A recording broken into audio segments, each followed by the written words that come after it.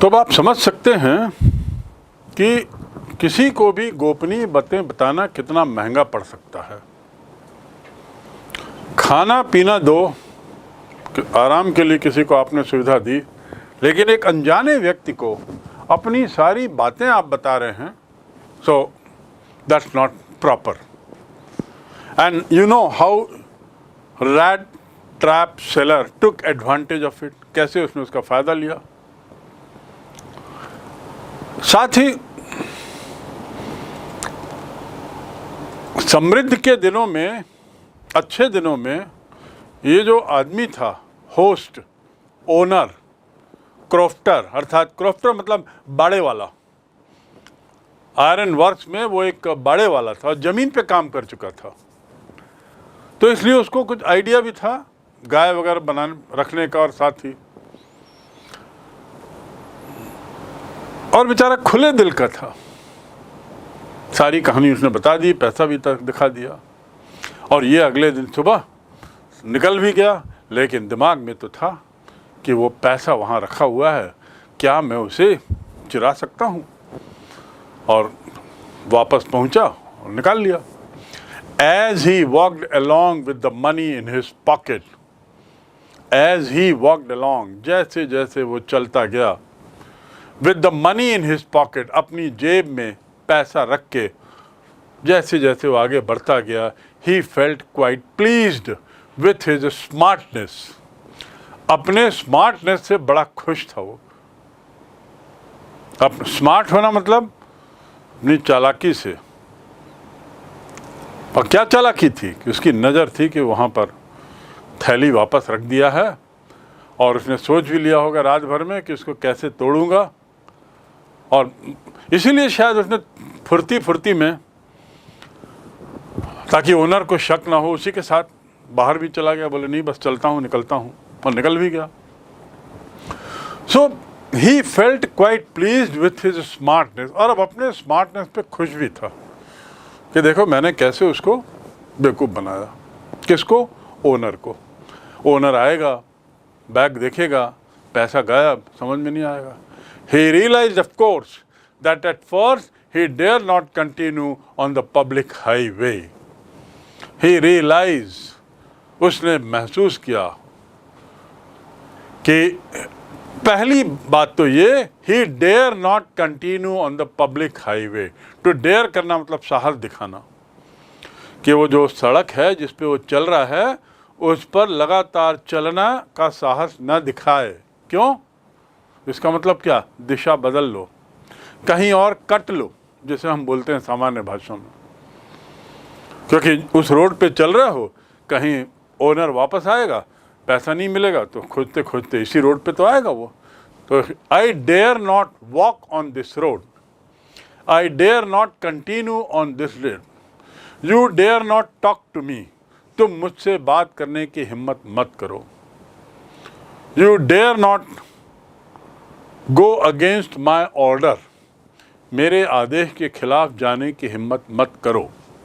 Dare, this man is very daring, ये आदमी जो है बहुत दुस्साहस वाला आदमी है। वेरी डेयरिंग, डेयरिंग मतलब दुस्साहसी।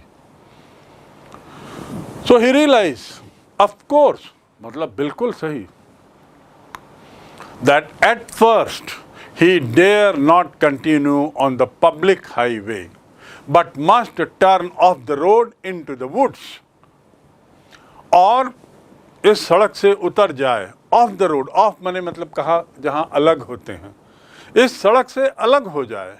OFF, ऑफ जहाँ आता है उसमें सेपरेशन, अलग होने की बात आती है। तो उसने कहा ये सड़क से अलग हो जाओ, और वो अलग हो गया, और कहाँ चला गया? Into the woods, woods माने जंगल, WOODS, woods माने जंगल।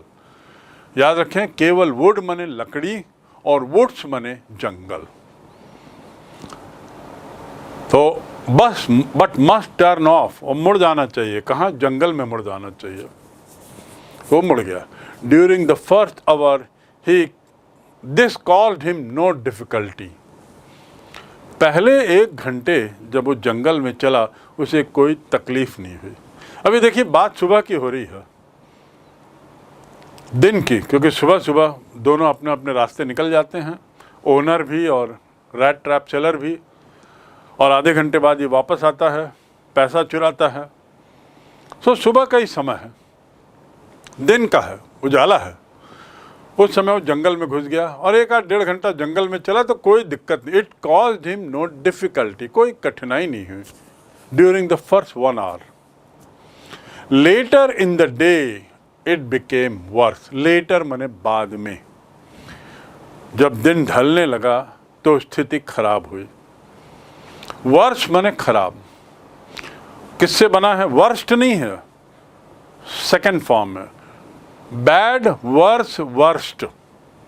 स्थिति कुछ खराब हो गई। लेटर इन द डे स्थिति कुछ खराब हो गई। For it was a big and confusing forest which he had not gotten into. क्योंकि अब वो एक ऐसे जंगल में घुस गया था, he had gone into a forest which was very big, which was very dense, which was confusing. समझ में कंफ्यूज हो गया वो कि मैं कहाँ भटक गया। 1 घंटे तक वो चलते रहा, मेन रोड से उतर के जंगल की सड़कों में, पगडंडियों में, जंगल है, घना जंगल। 1 घंटे तक कोई दिक्कत नहीं है, लेकिन शाम ढलते ढलते थोड़ी इसको चिंता हो गई, रास्ता भटक गया था। बहुत बड़ा जंगल था, confusing. It was a big and confusing forest, जिसके अंदर वो गलती से घुस गया था। अब तो घुस तो गया। He tried to be sure to walk in a definite direction. सुनिश्चित करने के लिए, टू बी श्योर मतलब सुनिश्चित करने के लिए, टू बी श्योर मतलब सुनिश्चित करने के लिए उसने कोशिश की कि वो एक निश्चित दिशा में चलता रहे, ताकि कम से कम दिशा ज्ञान के बल पर वो सही जगह तो पहुंच जाए, खुली जगह तो पहुंच जाए। So he walked into a definite direction, but the paths twisted back and forth so strangely. Strangely मतलब बड़ा अजीब तरीके से, twisted मतलब मुड़ना, टेढ़ा मेढ़ा होना। उसने तय किया कि मैं एक ही दिशा में चलूं मैं, ऐसा उसने तय किया और चलते रहा। लेकिन क्या देखता है कि वो जो रास्ता है, पाथ है, वो स्वयं घुमावदार है, गोलमोल है, ट्विस्टेड है, तोड़ मोड़ है उसमें। कभी इस दिशा में जा रहा, कभी उस दिशा बदल रही उसकी, कभी इधर इस दिशा में जा रहा, तो और परेशान हो गया। सो स्ट्रेंजली, बड़े अजीब तरीके से वो सड़क मुड़ रही थी। तो इट वॉज बिग, वैसे ही बहुत कंफ्यूजिंग था और ऊपर से हालत और ख़राब हो गई। He tried to be sure, सुनिश्चित करने के लिए कि वो किसी एक दिशा में जाए, but path twisted back and fourth, आगे पीछे हो रहा था, बार बार रास्ता मुड़ रहा था, सीधा रास्ता था ही नहीं। सो स्ट्रेंजली, जंगल में तो ऐसे ही रास्ते होते हैं। जंगल के रास्तों को पगडंडियाँ तो इसीलिए कहते हैं, पेड़ों के बीच बीच से पगडंडियाँ बनी रहती हैं, कभी फिर मुड़ जाती हैं, कभी इधर। नदी नाले, छोटे पत्थर, पहाड़, चट्टानों के कारण रास्ते बदलते रहते हैं। So it was very strange. He walked and walked without coming to an end of the wood. वो चलता रहा और यहाँ जंगल ख़त्म ही नहीं हो रहा था।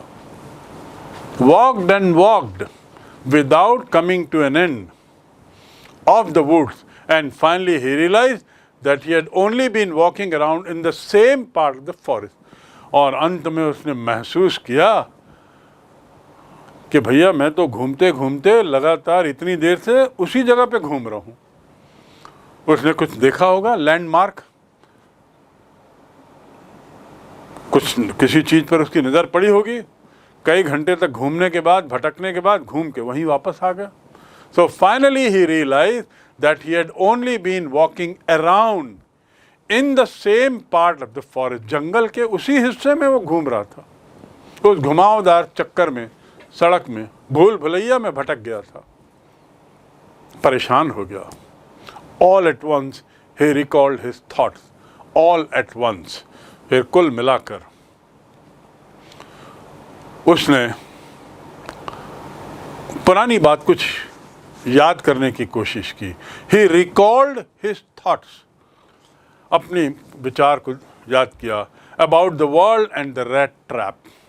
उसको याद आया कि वो दुनिया रैट ट्रैप है और ये है और वो है, उसके बारे में मैंने क्या सोचा था, वो उसको याद आने लगा यहाँ पे.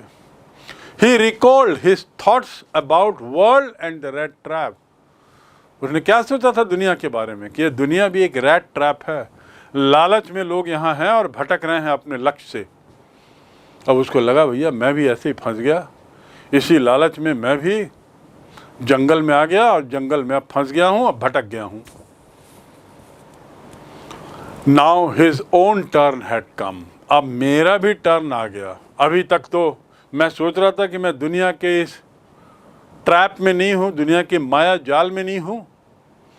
अब यहाँ तो मैं भी फंस गया, मेरा भी नंबर लग गया. Even I have been trapped now. I do not know where is the end.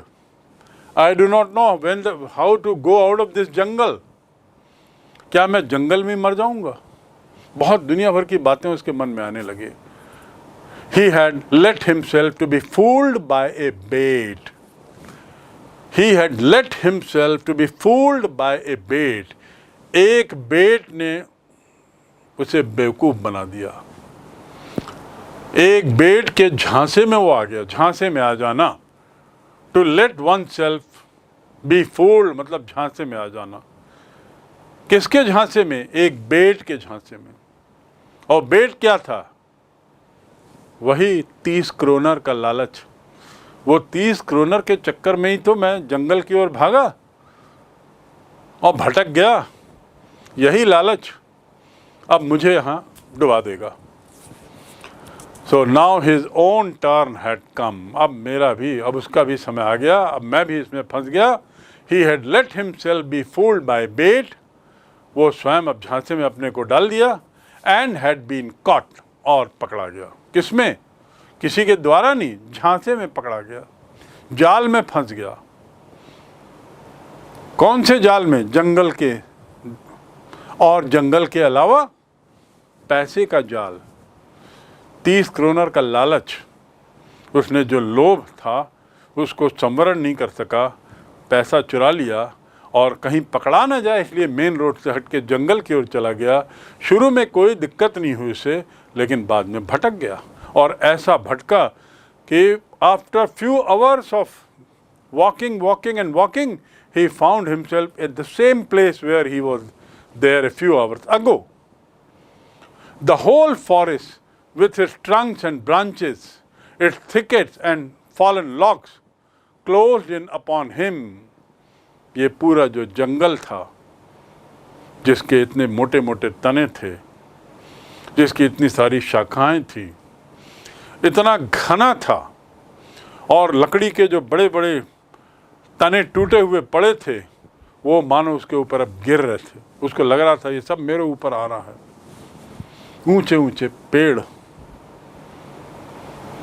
The whole forest with its trunks माने तने, and branches, its thickets मतलब क्या होता है? छोटे छोटे पेड़ों का बड़ा घना झुंड वगैरह जो होता है. and fallen log मतलब लकड़ी का बड़ा मोटा टुकड़ा. तने, कटे हुए तने. closed in upon him like an impenetrable prison. वो उसके ऊपर हावी हो रहे थे. impenetrable, अभेद्य जेल की तरह उसे लग रहा था. ये जो सारे पेड़ दिख रहे थे, ऊपर जंगल, चारों तरफ जंगल, लकड़ी पड़ी हुई, घना जंगल, अब उसे एक जेल लगने लगा. ऐसा जेल जिसे अब भेदा नहीं जा सकता. इम्पेनिट्रेबल, अभेद्य, एक अभेद्य जेल जैसा लगेगा. From which he could never escape. To escape मतलब बच निकलना, भाग निकलना. उसे लगा अब मैं ऐसी जगह में आ गया हूँ, ऐसे अभेद्य जेल में आ गया हूँ जिसको मैं भेद नहीं सकता. और अब ऐसा लगता है कि अब मैं यहाँ से बच नहीं पाऊँगा, भाग नहीं पाऊँगा, निकल नहीं पाऊँगा. To escape, to run away. तो अब यहाँ से मैं भाग नहीं पाऊंगा। कितना निराश हो गया। एंड ही थॉट कि like a rat I am also trapped now, एक चूहे की तरह मैं भी यहाँ के माया जाल में फंस गया, और उसका परिणाम कि अब ये जंगल में मैं भटक गया हूँ। इट वॉज लेट इन दिसंबर। ये घटना कब की है? दिसंबर की, वो भी दिसंबर के अंतिम दिनों की। लेट इन दिसंबर मतलब दिसंबर के आखिरी दिनों की। Darkness was already descending over the forest. अंधकार वैसे ही पहले अब उतरने लगा था जंगल में। डिसेंड करना मतलब उतरना, एसेंड करना मतलब चढ़ना, डिसेंड करना मतलब उतरना। Why are your marks in physics for the whole year are in descending order, ascending order. Ascend मतलब चढ़ना, ASCEND, और DESCEND मतलब उतरना, उतार होना। तो डार्कनेस जो थी, अंधकार जो था, वो अब उतार पर था, अर्थात जंगल में अब अंधेरा छाने लग रहा था। रात होने जा रही थी, दिसंबर की ठंड थी। इंक्रीज्ड द डेंजर, और ये बढ़ता हुआ अंधकार अब खतरे को और बढ़ा दिया। वैसे ही खतरा था, रास्ता अनजाना, समझ में नहीं आ रहा था कहाँ से निकलना है, भूल भुलैया हो गया, और अब यहाँ अंधकार होने लगा, खतरा बढ़ गया। And increased also his gloom, और चेहरे की उदासी भी अब बढ़ गई। ग्लूम माने उदासी। बढ़ते अंधकार के साथ, उतरते हुए अंधकार के साथ, जाती हुई सूरज की रोशनी और उतरता हुआ अंधकार, उसके साथ साथ अब उसका जो उदासी थी वो भी बढ़ गई। एंड डिस्पेयर, डिस्पेयर यानी निराशा। अब वो हताश हो गया, निराश होने लगा, घबराहट होने लगी, खतरा सामने दिखने लगा। समझ नहीं आ रहा था क्या करें जंगल में। 30 क्रोनर तो जेब में रख लिया, कहाँ खतरे में फंस गया। यदि वो 30 क्रोनर नहीं लिया होता तो मैं मेन रोड पे ही चलता, एक आध दो रैट ट्रैप बेच के कुछ कमा लेता, जैसा मैं रोज़ करता था। यहाँ वो 30 क्रोनर मैंने क्या ले लिया, उसको लेके जंगल में घुस गया बचने के लिए, छुपने के लिए, और अब जंगल में भटक गया हूँ। यहाँ अंधेरा भी हो चला है, रास्ता समझ में नहीं आ रहा है, खतरनाक लग रहा है, और न जाने क्या क्या सोचने लगा। और इस सोच के साथ साथ उसकी निराशा, उसकी हताशा बढ़ने लगी। डिस्पेयर माने हताशा, डिस्पेयर यानी हताशा। ग्लूम मतलब उदासी। Finally he saw no way out, और अंत में उसने देखा अब कोई रास्ता नहीं, नो वे आउट, अब कोई रास्ता नहीं बचा बाहर जाने का। And he sank down to the ground, और ज़मीन पर बैठ गया। निराश होकर, थक कर, हताश होकर, उदास होकर, घबराहट में वो ज़मीन पर बैठ गया। He sat down on the ground, sank down on the ground. Sink मतलब डूबना, sank down मतलब जमीन में बिल्कुल एक डूबे जैसा गिर गया, उतर गया, बैठ गया। Tired to death, इतना थक चुका था मानो वो अधमरा हो गया है। To tire मतलब थका देना, थकानदायी, इतनी थकानदायी उसकी जो उसका दिन हो गया था कि मानो अधमरा हो गया था। Thinking that his last moment has come, और सोचने लगा शायद मेरा आखिरी क्षण आ गया है, अब यहीं मुझे मरना है। न रास्ता दिख रहा, न कोई दिख रहा, अंधकार अलग हो रहा है, भूख अलग लग रही है, थकान अलग है, और न जाने क्या क्या। So he was tired to death, अधमरा हो चला था थकान से। Sank down on the ground, जमीन पर लगभग गिर गया। Thinking that his last moment has come, और सोचने लगा मेरा अंतिम समय आ गया। बट फिर देखिए अब कहानी नहीं बदलती है। But just as he laid his head on the ground he heard his sound. To lay मतलब लेटना, लाई माने लेटना, उससे बना लेट, लाई ले लेड। तो just as he laid his head, जैसे उसने अपना सिर लेटाया, ही हर्ड साउंड, उसे एक आवाज आई। देखिए कैसे फिर भाग्य उसका साथ देता है। अब उसे एक आवाज़ आती है, a hard regular thumping. Thump करना मतलब ऐसा मारना, हार्ड जोरों से मारते हुए, थम्पिंग रेगुलर मतलब लगातार कोई ऐसा थंप कर रहा है, थपथपा रहा है किसी चीज़ को, किसी को जोर जोर से, ऐसी आवाज़ उसको आई। जैसे वो ज़मीन में लेटने के लिए गया और सिर उसने जैसी ज़मीन पे टिकाया, उसको थम्पिंग की आवाज़ आती है, कुछ आवाज़ आती है। और थंप मतलब जोर जोर से पीछे से मारना। जस्ट एज ही लेड, जैसे ही वह लेटा, अपने सिर को उसने लेटाया, लाई लेड लेड, ले लेड लेड, ये दो शब्द है अलग अलग। टू ले एग मतलब अंडे देना, और टू लाई माने लेट जाना, लेकिन पास्ट टेंस देखिए दोनों के क्या हैं। तो जैसे ही वो लेटा, उससे थम्पिंग की आवाज़ आती है, तुरंत थोड़ा सा आशा की किरण जाग पड़ती है।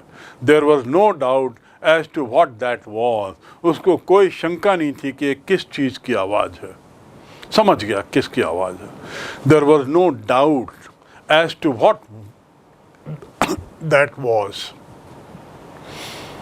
कोई शंका नहीं थी कि किस चीज़ की आवाज़ है। ही रेज्ड हिमसेल्फ, टू रेज मतलब उठाना, उसने अपने को उठाया अर्थात खड़ा हुआ।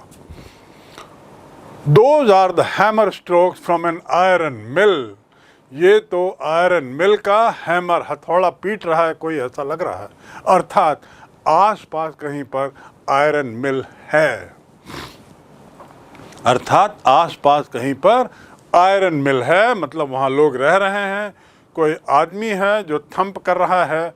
बस मेरे को तो यही चाहिए, मेरे को ज़िंदगी बचाने के लिए कुछ तो आशा की किरण दिखी।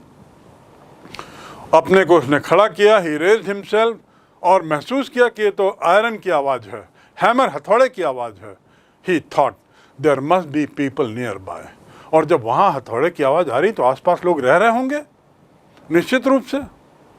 There must be people nearby मतलब आसपास, आसपास लोग रह रहे होंगे। He summoned all his strength, to summon माने बुलाना, summon the officer, collector summon the police commissioner, collector ने पुलिस एसपी को बुलाया। आई समन्ड ए प्यून, मैंने एक प्यून को बुलवाया। तो यहाँ पे he summoned what, he summoned all his strength, उसने अपनी पूरी शक्ति। जब उसको लगा ना कुछ आवाज़ आ रही है, अरे आशा की किरण दिखी, और उसको लगा कि आसपास कोई तो होंगे, तो उसने अपनी पूरी ताकत बुलाई, उठा, and staggered into the direction of the sound, और लड़खड़ाते हुए, टू स्टैगर मतलब लड़खड़ाते हुए जाना, लड़खड़ाते हुए आवाज़ की दिशा में चल पड़ा। क्यों लड़खड़ाते हुए? क्यों? थक गया था, निढाल हो चुका था, निढाल होकर तो वो लेट गया था। लेकिन अचानक जब आवाज़ आती है तो उस माहौल में वापस आशा की किरण जागती है, वो खड़ा होता है और आवाज़ की दिशा में चल पड़ा। टू स्टैगर मतलब लड़खड़ाना, in the direction of the sound, sound of what? Sound of the hammer, thumping something, किसी चीज़ को पीट रहा था हैमर, उस दिशा में वो चल पड़ा। क्यों? इस उम्मीद में कि वहाँ कोई न कोई आदमी तो होगा, मुझे कोई शरण तो मिलेगी, मुझे कोई खाने को तो देगा,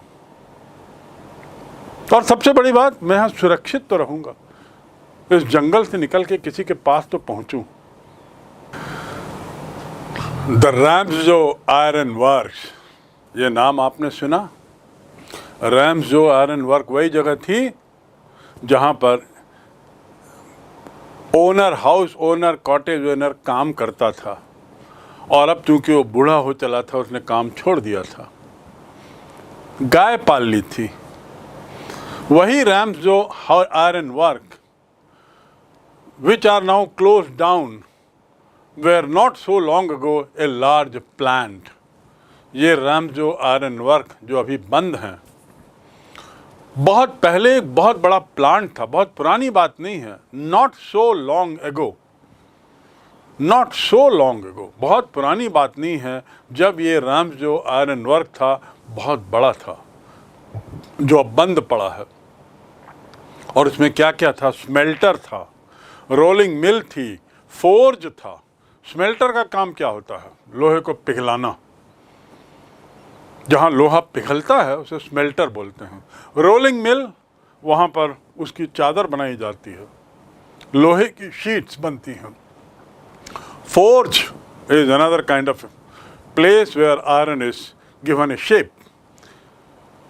तो बहुत बड़ा प्लांट था, बहुत पहले ये प्लांट जो अभी बंद दिख रहा है बहुत बड़ा था। इसमें स्मेल्टर था, रोलिंग मिल थी और फोर्ज था। इन द समर टाइम, गर्मी के दिनों में, long lines of heavily loaded barges and scow slid down the canal. गर्मी के समय में लंबी पंक्तियां लगी रहती थी। किसकी? बड़ी बड़ी नौकाओं की। बार्ज और स्कोज, ये एक तरीके की नौकाएं होती हैं, इनकी लाइन लगी रहती थी। Heavily loaded barges and scows slid down the canal. Canal मतलब नहर, स्लाइड से बना slide down the canal, canal से बह के निकल जाती थी। कैनाल में ये बोट और ये जो स्कोज हैं और बार्जेस हैं, ये भारी वजन लेकर निकल पड़ते थे। Which led to a large inland lake, और ये कैनाल फाइनली एक लेक में जाती थी, एक झील में जाती थी। And in the winter time the road near the mill where black from all cold dust. और ठंड के समय ये जो सड़क है जो इस मिल के आसपास थी वो काली हो जाती थी। क्यों काली हो जाती थी? कोल डस्ट के कारण। आयरन फैक्ट्री में बहुत कोयला लगता है, बहुत ज़्यादा, और वो कोयला जब ऊपर जल के जब उसकी राख ऊपर जाती है या धुआं ऊपर जाता है तो ठंड में बादलों के कारण धुआं और कोयले की धूल हवा में ना जा कर के वो वापस गिर जाती है बहुत ऊंचाई से, चिमनी से बाहर निकल के।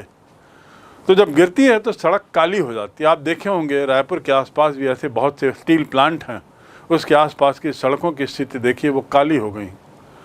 तो ऐसे ही काली यहाँ भी हो जाती है, और ठंड में तो और ज़्यादा। पूरा बादलों के कारण, नमी के कारण चिमनी से निकलते ही ये कोल डस्ट सड़क पे आ जाता था। Which sifted down from the big charcoal crates. Charcoal मतलब कोल, क्रेट्स मतलब लंबी लंबी प्लेट। टू सिफ्ट डाउन मतलब अलग अलग होना, सिफ्टिंग। चारकोल प्लेट से जब ये अलग होती थी, शिफ्ट होती थी, तो जैसे शिफ्टिंग को हम उपयोग करते हैं, आप गांव में धान को हम अलग अलग करते हैं, चावल और धान को सूपे से। तो सूपे से चावल और धान को अलग करने की प्रक्रिया को हम शिफ्टिंग कह सकते हैं कि द सूपा is use for shifting of धान फ्रॉम राइस और राइस फ्रॉम धान। So here the loaded barges, heavily loaded barges, भरे हुए बार्ज और स्काउ वो कैनाल से कैनाल में जाते थे तेजी से और उसके बाद वो झील में चले जाते थे। And in the winter time जो रोड थी वे काली थी, काहे से? डस्ट से, कोल्ड डस्ट से। तो अब ये दृश्य बता रहा है लेखक, ऑथर, उस मिल के आसपास का। वो मिल जहाँ से हैमर की आवाज़ आती है, रैम्सजो आयरन वर्क जिसका नाम था, और जिसकी थोड़ी दूरी पर कहीं ये रैट ट्रैप सेलर भटक रहा था और इस आवाज़ की ओर बढ़ रहा था। तो ये जो प्लांट है वो किसी समय बहुत बड़ा था, बंद पड़ा है।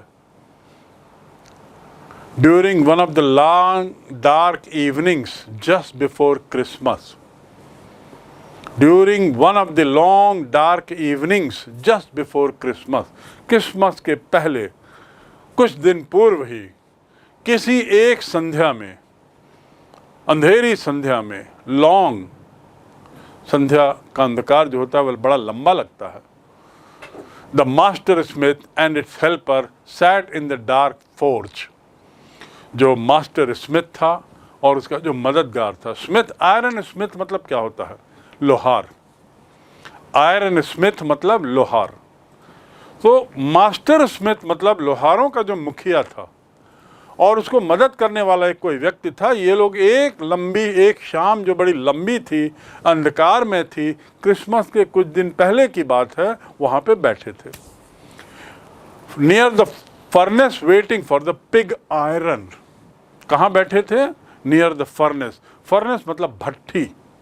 भट्ठी मतलब जहाँ पर आग जलाई जाती है, गर्म किया जाता है, तापमान बढ़ाया जाता है, बहुत ज़्यादा तापमान वहाँ रहता है, उसके पास बैठे हुए थे और किसकी प्रतीक्षा कर रहे थे? पिग आयरन की। पिग आयरन मतलब कच्चा लोहा। कच्चे लोहे को पिग आयरन कहते हैं। पिग आयरन को लेकर ये लोग फर्नेस में डालते हैं, गर्म होता है कच्चा लोहा, फिर इसके बाद वो ओर जो है उसमें से अलग हो जाता है और लोहे में मजबूती आती है। ये बड़ी लंबी प्रक्रिया है। From conversion of iron from pig iron to steel is a very long process and many of you must have read something of it in your classes 9th and 10th chemistry. So here, what you should know is that the master smith and the helper were sitting near the furnace, waiting for the pig iron to come. Furnace had a very high temperature. This furnace had been put to fire to be ready to put on the anvil. और pig iron को furnace में डाल दिया गया था ताकि वो जो लोहा है वो पिघल जाए, नरम हो जाए, ताकि उसके बाद उस पर हथौड़ा पीटा जाए। एनविल मतलब बड़ा हथौड़ा। एनविल मतलब बड़ा हथौड़ा जो ऊपर से लोहे पर ऐसा गिरता है, मारते हैं उसको चपटा करने के लिए, शेप देने के लिए, चौकोर जो भी शेप देना है। ऑर्डिनरी हैमर से या हाथ के हैमर से वो लोहा शेप में नहीं आ पाएगा। आ तो जाएगा लेकिन तब तक लोहा ठंडा हो जाएगा, फिर वापस उसको डालना पड़ेगा पिग आयरन फर्नेस में। तो इससे अच्छा है बड़े बड़े हैमर जो मशीन से चलते हैं, वो हैमर को उसको गिराया जाता है, anvil. So what happened during one of the long dark evenings just before Christmas, these two people are sitting waiting for the pig iron and to be ready to put on the anvil. Anvil में रखने के लिए जहाँ पे से मारा जाएगा, पीटा जाएगा, उसको तैयार करने के लिए वहाँ बैठे थे। Every now and then one of them got up to stir the glowing mass with a long iron bar. उनमें से एक आदमी जब तब उठता था, every now and then जब तब एक आदमी उठता था और स्टर करना मतलब हिलाना। स्टर करना मतलब हिलाना। You stir milk when you pour sugar. जब आप शुगर डालते हो उसके बाद मिल्क को क्या करते हो? चम्मच से आप स्टर करते हो। उसी से बना स्टरर। जो चीज़ स्टर करे उसे स्टरर कहते हैं। That incident stirred my mind. उस घटना ने मेरा सिर हिला दिया। That view, that दृश्य stirred my mind. That image stirred my mind. उसने, घटना ने, उस बात ने मुझे बुरी तरह विचलित कर दिया, हिला दिया। ये भी एक दूसरा उपयोग है। तो यहाँ पर got up, हर बार एक आदमी उठता था उन दोनों में से, and he would stir the glowing mark. glowing mark का ग्लो मतलब चमकता हुआ, गरम लाल लोहा।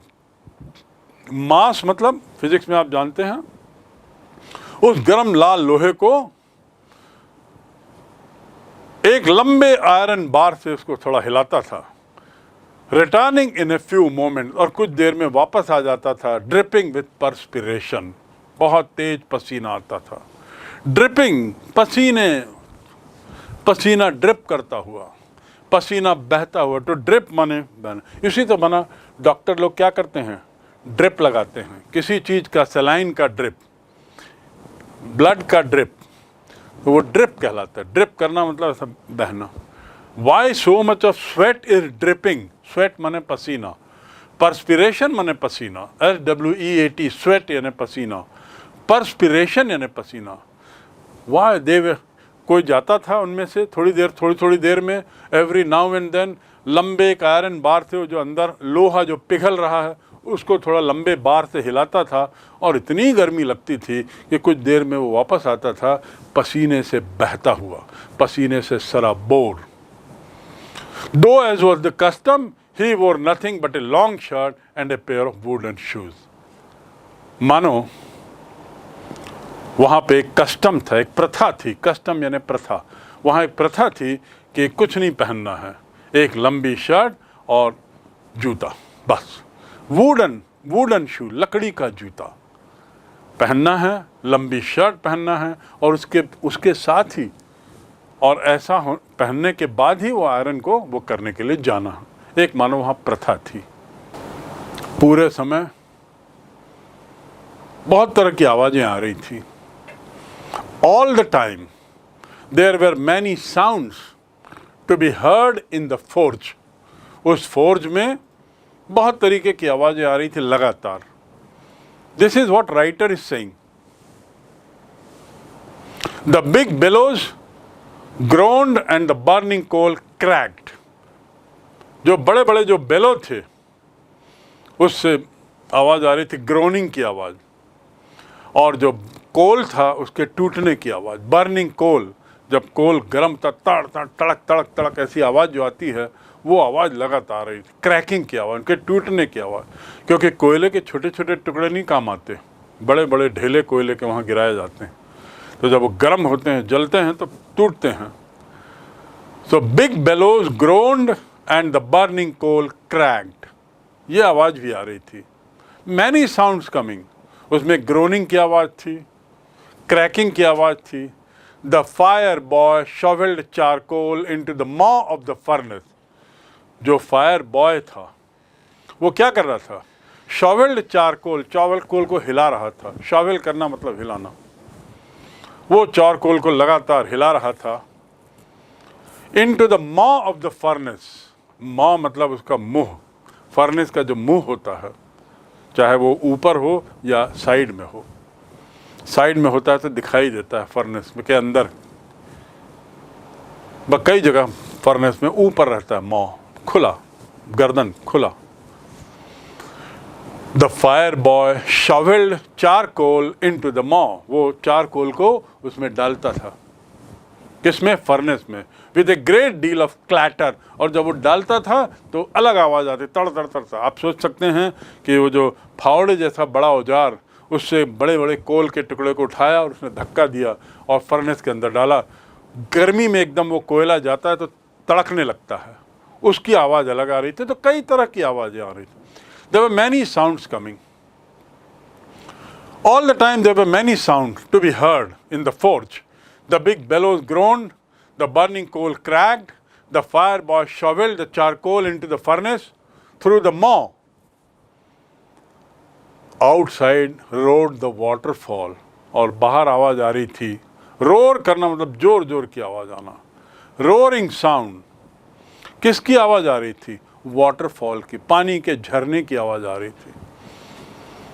And A sharp north wind whipped the rain against the brick tiled roof. और इसके अलावा शार्प नॉर्थ विंड, नॉर्थ से तेजी से जो हवा चल रही थी, वो बार बार whipped against the rain, whipped the rain against the brick tiled roof। उसके साथ जो पानी गिर रहा था, पानी के बहाव में, पानी, रेन का जो पानी है, तेजी से जो हवा बह रही है, वो विप कर रही थी। विप करना मतलब क्या होता है? आप जानते हैं, विप मतलब कोड़ा। तो कोड़े की मार जैसी वो पानी की आवाज़ किसको मार रही थी? ब्रिक टाइल्ड रूफ, छत में आ रही थी, जो किसकी बनी थी? ब्रिक की। ब्रिक में वो पानी की मूसलाधार, बहुत मोटी मोटी धार की आवाज़ गिरती हुई लगातार आ रही थी। ये कितने तरह की आवाज़ें और उसका विवरण, यू कैन अंडरस्टैंड। तो ऑथर कहना चाह रहा है कि एक आवाज़ उसको आती है, वो उठता है इस उम्मीद में कि अरे आसपास कुछ तो है, और उसको लगता है कि वो हैमर कोई मार रहा है, उस साउंड की दिशा में बढ़ने लगता है। लेकिन यहाँ तो बहुत सारी आवाज़ें थी, देयर वर मैनी साउंड, और किस किस की आवाज़ें थी इसको भी बता दिया। और फिर उसने फैक्ट्री के अलग अलग पार्ट्स का भी जिक्र कर दिया, मॉ, charcoal, furnace, smelter and few other parts of the factory. And it was a big factory which had now closed down, but when it was big, it had all these things.